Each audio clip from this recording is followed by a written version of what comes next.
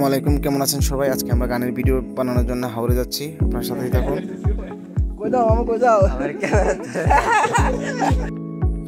দেখতেই পাচ্ছেন আমার সাথে আছে ছোট ভাই নুর আলম এবং আজি মামু। নুর আলম আমার এই পেজের রেগুলার শিল্পী, আপনারা নুর আলমকে চিনে থাকেন, এবং আজি মামু আমার এই পেজে অনেক আগেই গান গেয়েছেন। আপনারা যারা দেখেছেন তারা তো অবশ্যই আজি মামুকে চেনেন। কারণ আজকে অনেকদিন পর যখন আজি মামু গান গাইতে আসছেন, গানের যে যন্ত্রপাতি ওনার হাতে নেওয়ার পরে উনি যেমন একটা লজ্জাবোধ করতেছেন, আপনারা দেখতেই পাচ্ছেন যেমন কি এই যন্ত্রগুলো কি করবে, কোথায় রাখবে, মানে এমন একটা হেভি শিবির অবস্থার মধ্যে আজি মামুর অবস্থা যাচ্ছে।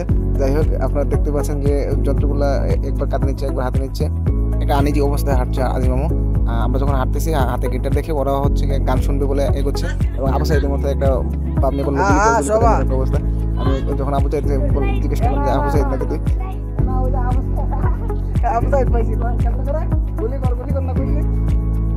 লজ্জা চলে যায়, তারপর আর কথা বলতে রাজি হয় না, হাসাহাসি করতেছে। বাতিজা ডাক দিলাম, বাতিজা তুই গান গাইতে পারছিস না, লজ্জা পাইতেছে, চলে গেছে। তারপর আর কিছু বলে নেই। যাই হোক, নুর আলম এই যন্ত্রপাতিগুলো খুলতেছে, একটা একটা করে চেক করে দেখতেছে ঠিক আছে কিনা। ওই দেখাচ্ছে আমাকে যে ঠিক আছে কিনা, ওই বাজাতে হয়তো পারে না, কিন্তু ট্রাই করে দেখতেছে আর কি যে পারে কিনা। আমরা গানের যন্ত্রপাতি নিচ্ছি ঠিক, গানের বাদ্যযন্ত্র অনেকগুলোই আছে, কিন্তু গানের বাদ্যযন্ত্র বাজানোর মতো যে প্রাপ্ত লোক, সেই লোক আমাদের নাই। কিন্তু আমরা যাচ্ছি, তারপরও দেখি যদি সামনে কাউকে পাই তাহলে নিয়ে যাব, সেই আশায় যাচ্ছি। ওই যে জীবন আসবে, জীবনের জন্য অপেক্ষা করতেছে, বন্ধু সবাই অপেক্ষা করতেছে, আসবে আসবে বলতে বলতে রেড করে ফেলতেছে। যাই হোক, তারপর আমরা অপেক্ষা করতেছি। অপেক্ষা করতে করতে যখন ছবি তুলতে বলছি নুর আলমকে, তখন নুর আলম বলে আগে ভিডিও করো, আমি কথা বলে নেব, কথা বলার পর তখন আমি তোমার ছবি তুলে দেবো। আমি ভাবতেছি কি কথা বলবে। যাই হোক, ভাই দেখতেছেন ভাই ছবি তুলবো, আমার দিয়া দেখতেছে যে ক্লিয়ার হইব কিনা, আমার দিয়ে টেস্ট করতে হই না। যাই হোক, অবশেষে জীবন আসছে, আমাদেরকে হাই জানাচ্ছে। জীবনকে আসার পরে বলতেছে তুমি অনেকক্ষণ অপেক্ষা করেছো আমাদেরকে, তোমারই গান গাইতে হবে। জীবন বলতেছে আমি তো গান পারি না, গান গাই না। তারপর আমার একটাই কথা যে তুমি গান গাইতে হবে, তুমি আমাদেরকে অনেকক্ষণ অপেক্ষা করেছো। যাই হোক, অবশেষে আমরা ঠিক হাওড়ের কাছাকাছি চলে আসছি। আমরা হাওড়ের কাছাকাছি যখন চলে আসছি, পাশে একটা দোকান, ভাবছিলাম বসে এক কাপ রং চা খাই, কিন্তু সময় তো নাই। আমরা চলে আসছি হাওড়ে, আর এদিকে বেলাও চলে যাবার অবস্থা, যায় অবস্থা। আমরা যেহেতু অনেক প্রস্তুতি নিয়েছি গান গাওয়ার জন্য, কিন্তু গান গাওয়ার মতো যে শিল্পী থাকা দরকার, সেই শিল্পী আমাদের কাছে নেই।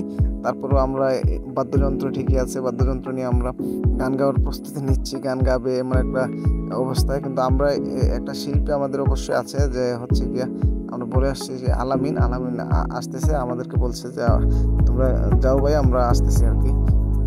তিনজনই যার যার মতো করে হাতে বাদ্যযন্ত্র নিয়ে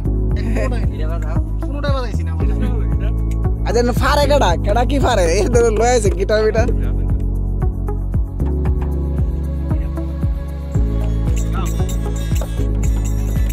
আরে গান ধরো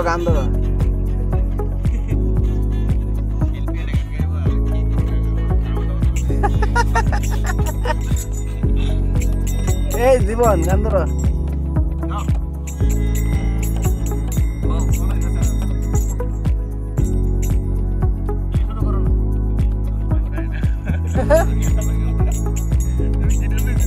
গান না ফেললে কষ্ট করে ইয়ালে আইছে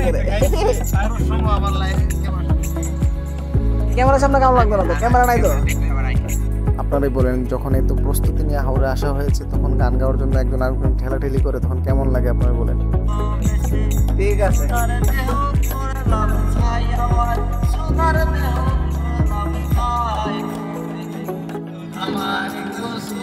গানের রিহার্সেল চলতেছে।